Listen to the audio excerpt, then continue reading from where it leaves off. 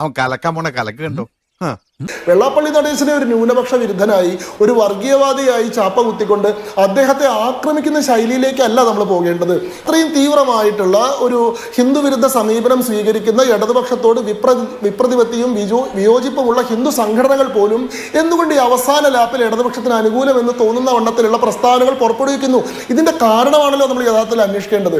പകരമായി വരുന്നത് UDF ആണെങ്കിൽ അത് അതിനേക്കാൾ വലിയ വിപത്താവുമോ എന്ന ആശങ്കയാണ് പലപ്പോഴും ഹിന്ദു സമുദായ സംഘടനകളെ കൊണ്ട് ഇത്തരത്തിൽ പറയിപ്പിക്കുന്നത്.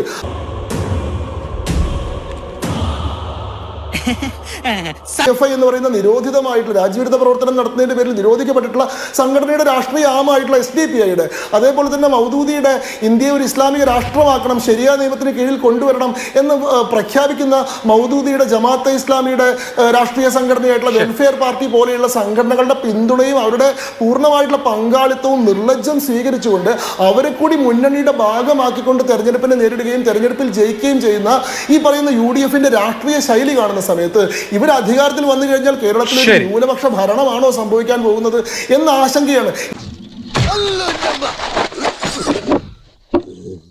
മലപ്പുറം ജില്ലയെ പറ്റി പറയുമ്പോൾ തന്നെ അത് മുസ്ലിം സമൂഹത്തെ പറ്റിയാണെന്ന് പറഞ്ഞുകൊണ്ട് അദ്ദേഹത്തെ വർഗീയവാദിയും നികഷ്ടനുമൊക്കെയായിട്ട് ആക്രമിക്കാൻ തയ്യാറാവുന്നത് ആ വിഭാഗത്തെ പിണക്കിയാലും കുഴപ്പമില്ല, അദ്ദേഹത്തെ ആക്രമിക്കുമ്പോൾ സന്തോഷിക്കുന്ന വിഭാഗത്തിന്റെ പിന്തുണയാണ് ഞങ്ങൾക്ക് വേണ്ടത് എന്ന് വളരെ കൃത്യമായി നിശ്ചയിച്ചത് കൊണ്ടാണ്.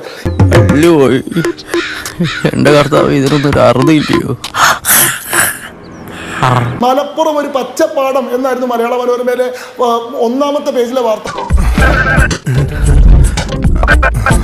മലപ്പുറം ജില്ലയിൽ BJP ജയിക്കുമ്പോൾ അവിടെ മതേതരത്വത്തിന് ഇടിവ് പറ്റിയെന്ന് ആശങ്കപ്പെടുന്ന ഒരാളും, ഒരു മാധ്യമപ്രവർത്തകനും ഒരു രാഷ്ട്രീയ നിരീക്ഷകനും മലപ്പുറം ജില്ലയിൽ ഒരു സാമുദായിക പാർട്ടിക്ക് സമ്പൂർണ്ണ മേധാവിത്വം ഉണ്ടാവുമ്പോൾ യാതൊരു ആശങ്ക ഉണ്ടാവുന്നില്ല. 102 സീറ്റുകളിൽ SDPI ജയിക്കുന്നു, 277 സീറ്റുകളിൽ SDPI രണ്ടാം സ്ഥാനത്ത് വരുന്നു, 16 പഞ്ചായത്തുകളുടെ ഭരണസമിതി രൂപീകരണത്തിൽ SDPI നിർണായകമായിട്ടുള്ള സ്വാധീനം വഹിക്കുന്നു. അവിടെ നിങ്ങൾക്ക് ആർക്കും മതേതരത്വം ഇടിയുന്നതായി തോന്നുന്നില്ല. പ്രത്യേകിച്ച് വിദ്യാഭ്യാസ വകുപ്പ്, അതേപോലെ തന്നെ വ്യവസായ വകുപ്പ്, പൊതുമരാമത്ത് വകുപ്പ് പോലെയുള്ള വകുപ്പുകൾ തീരെഴുതി കൊടുത്തിട്ടുള്ളതാണ്. അത് മുസ്ലിം ലീഗ് മാത്രം ഉള്ളപ്പോ